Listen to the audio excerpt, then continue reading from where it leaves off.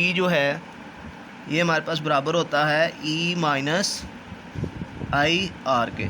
ठीक है, अब देखें फ़र्ज़ करें हमारे पास ईएमएफ की वैल्यू है 5, करंट की वैल्यू है 2 और रेजिस्टेंस की वैल्यू है स्मॉल आर की 3।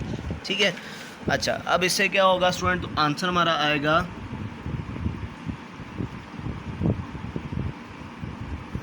5 माइनस 6 माइनस 1। ठीक है, ये एक हमारे पास सिचुएशन है। अब मैंने करंट को स्टूडेंट 2 से इंक्रीज़ करके कर दिया है 5, वही रेजिस्टेंस स्मॉल आर उसी तरह है, वही ईएमएफ 5 उसी तरह। अब देखें, अब वीटी का आंसर क्या आना शुरू हो जाएगा स्टूडेंट, देखें 5 माइनस 15, तो अब आपके पास आंसर क्या आएगा -10। तो स्टूडेंट फ़र्क क्या पड़ा है, देखें ये ईएमएफ की वैल्यू ये तो वही है, इससे तो कोई फ़र्क नहीं पड़ा।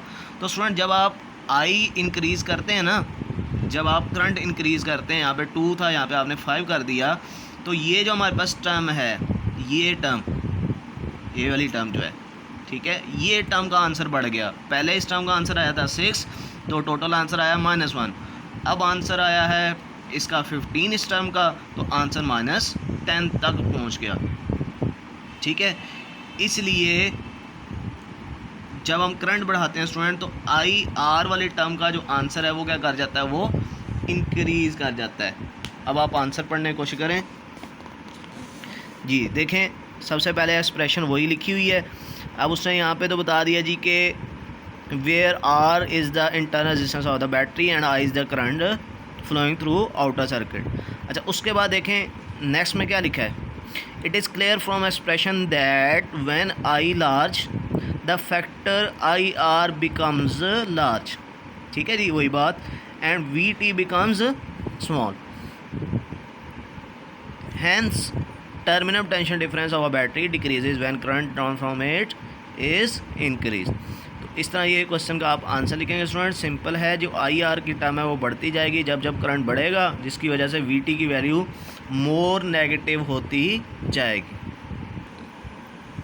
जी। तो स्टूडेंट अब हम electromotive force and potential difference, और इन्हीं के चूँकि दरमियान में वो टॉपिक था मैक्सिमम पावर आउटपुट का बुक में, तो वो भी इसी के अंदर उसके एमसीक्यू होंगे। सबसे पहले SI unit of EMF is same as. Student मैंने आपको बताया था कि ईएमएफ और इलेक्ट्रिक पोटेंशियल डिफरेंस का फार्मूला सेम है, और डेफिनेटली फिर इनका यूनिट भी सेम बनेगा। दोनों का, ईएमएफ का भी और पोटेंशियल डिफरेंस का, दोनों का यूनिट क्या है, दोनों का यूनिट वोल्ट है।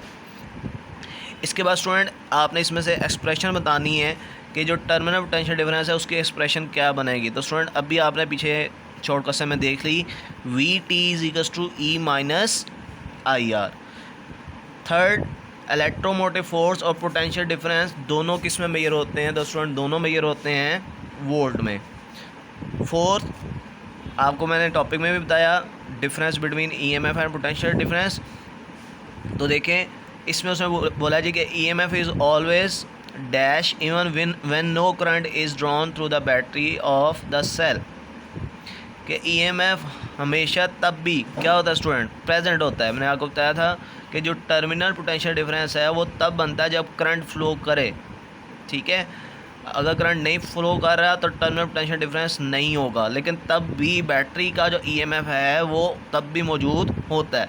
तो EMF is always present when no current is drawn through the battery.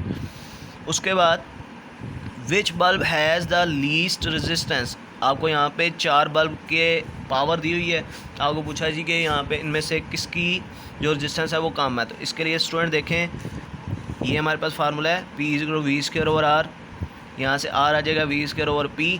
तो रेजिस्टेंस और पावर का क्या रिलेशन है स्टूडेंट, इनवर्स रिलेशन। अब जिसकी पावर कम होगी उसकी रेजिस्टेंस ज़्यादा होगी, और जिसकी पावर जो है वो ज़्यादा होगी उसकी रेजिस्टेंस लीस्ट